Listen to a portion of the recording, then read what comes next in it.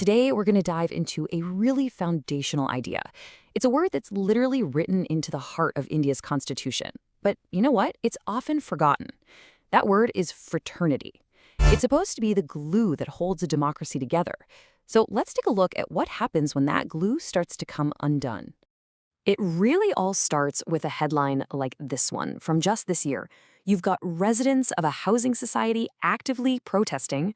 Why? Because a flat was allotted to a Muslim woman. They're saying the area is meant only for Hindus. And look, this isn't some one-off thing. It's a symptom of something bigger. And seeing things like that, well, it forces us to ask a really fundamental question, right? What exactly is breaking down in our society? What's that invisible bond that's supposed to hold us all together, even when we have deep disagreements? Well, the answer, or at least a big part of it, lies in that constitutional value we just mentioned, the one that's so often forgotten, a principle that was meant to be the absolute bedrock of Indian democracy. So if you look at the preamble to India's constitution, it lays out these three huge core principles: liberty, equality, and fraternity. Now, we talk about liberty and equality all the time, but what about fraternity? What even is it? You know, Dr. B.R. Ambedkar, the main architect of the Constitution, he was absolutely crystal clear on this. He called them a union of trinity. He said you can't just pick and choose your favorite. To divorce one from the other, well, that defeats the entire purpose of democracy. They are completely inseparable. So what did he actually mean by fraternity? It's not just some fancy academic word. Ambedkar put it really simply. It's fellow feeling. It's that sentiment, that gut feeling that leads you to identify your own well-being with the well-being of others. It's literally the social glue that turns a bunch of individuals into a real community. Now, you might be thinking, oh, that's from the French Revolution, right? And yeah, the idea has roots there. But the concept of fraternity in India is something really unique. It wasn't just copy-pasted. It was forged in the specific and often painful fire of India's own history. Think about it. Three huge historical forces made fraternity an absolute must-have. First, the anti-caste movement, which was a fight against a system that was the complete opposite of fellow feeling. Then you had the freedom struggle, which was all about building a new, inclusive national identity that went way beyond just caste or religion. And finally, the terrible violence of partition. That was a tragic, urgent wake-up call that without unity, without basic tolerance, the new nations simply wouldn't survive. Okay, so fast forward to today. How does this principle actually work in practice? Well, we can break it down into two key dimensions: its power to bring people together, integration, and its duty to protect our differences, diversity. So let's break that down a bit. On one side, you have fraternity as a tool for integration. This is the part that pushes back against things like hate speech and division, trying to build unity. On the other side, it's a champion for diversity, celebrating our right to be different. Let's dig into that first part, integration. Just think about hate speech for a second. It's so much more than just a few offensive words, isn't it? It's a direct assault on the very idea of fellow feeling. It's specifically designed to break society into pieces, to turn neighbor against neighbor, and to tear apart the very social fabric that fraternity is supposed to build. And this isn't just a philosophical idea. The judiciary gets it. As Justice B.V. Nagaratna pointed out just last year, hate speech isn't some minor problem.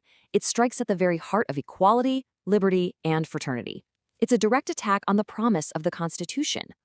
But you know, it's not just about obvious attacks like hate speech. The idea that fraternity gets really tested when we start debating what it means to live together with our differences.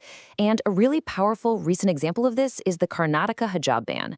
This was never just about a dress code. It forced a national conversation about what fraternity actually means. Does it mean we all have to be the same, or does it mean we have to respect our differences? And what that case really brought to the surface were two totally competing ideas of fraternity. On one side, you had what you could call the assimilationist view, this idea that we get to fraternity by erasing our differences, by creating a kind of forced sameness. But the other side, the pluralist view, argued the complete opposite. It said, no, true fraternity comes from celebrating our differences, recognizing that all our multiple identities are what make us who we are. And this wasn't just a theoretical debate. We saw the real-world impact of choosing one view over the other. When that assimilationist view won out, what happened? Well, it sowed division among students. It literally deprived hundreds of young women of their education. It stigmatized an entire community. And ironically, it ended up weakening the very fraternal bonds it claimed it was trying to protect. So, okay, that brings us right back to today. How do we start to recapture this constitutional promise? How can we actually put fraternity into action in the world we live in right now? Well, the very first step has to be recognizing this. Fraternity cannot exist without real, meaningful equality. It's just not possible. When laws are seen as divisive or as targeting one community over another, they don't just hurt equality, they actively torpedo any chance of building fraternity. But it's not all doom and gloom. Let's look at a positive example: fraternity in action. Think about the free bus ride policy for women in Karnataka. Now, a lot of people dismissed it as just another freebie, right? But if you look closer, you can see it as a really powerful tool for building a more inclusive, even a feminist kind of fraternity. How does it do that? Well, by giving women more access to public spaces, it directly challenges that old idea that these spaces are mainly for men. It opens up doors to education, to jobs. It helps us reimagine fraternity not as just old-fashioned brotherhood, but as a truly inclusive idea that lifts everyone up and reaffirms equality for all. So, at the end of the day, what we're really seeing is that fraternity isn't some lofty, abstract thing you read about in a textbook. It's a practical, absolutely necessary ingredient for a democracy to actually work. It's that basic belief that we're all in this together, that my dignity is tied to your dignity. And honestly, nobody put it better than Dr. Ambedkar himself. He said that liberty and equality might be the branches and leaves of the tree of democracy, but fraternity is the root. And without that root, the whole tree just withers and dies. Which leaves us with one last, really vital question. In a world that feels more divided than ever, maybe this forgotten value is actually the most important one of all. So, how do we reclaim it?